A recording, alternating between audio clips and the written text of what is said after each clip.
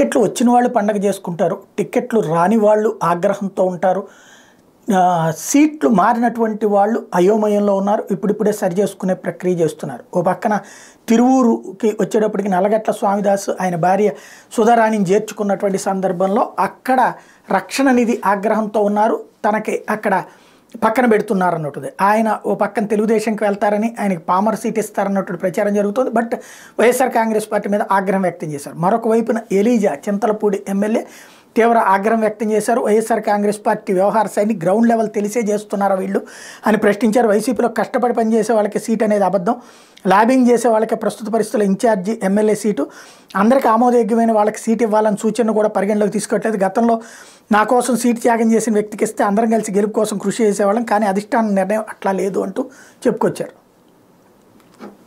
మాజీ మంత్రి పార్థసారథి 3 సార్లు అంటే అప్పుడు రాజశేఖర రెడ్డి మంత్రివర్గంలో, తర్వాత రోసే మంత్రివర్గంలో, కిరణ్ కుమార్ రెడ్డి మంత్రివర్గంలో కూడా కొనసాగారు. ఆ తర్వాతన దెబ్బతిన్నారు. తర్వాత అంటే కాంగ్రెస్ దెబ్బతినడంతో ఆగారు. తర్వాత వైఎస్ఆర్ కాంగ్రెస్ పార్టీలోకి వచ్చి గెలుపొందారు. ఆయన మంత్రి పదవి ఆశించారు. ఆయనకు మంత్రి పదవి ఇవ్వడం కాదు, ఇప్పుడు సీటును కూడా తీసినటువంటి సందర్భంలో ఆయన ఇప్పుడు ఆగ్రహంతో ఉన్నారు. ఆయన ఏదో మచిలీపట్నం ఎంపీగా చేస్తారని ప్రచారం జరిగింది. బట్ ఆయన పెనమలూరు నుంచినే పోటీ చేయాలనుకుంటున్నారు.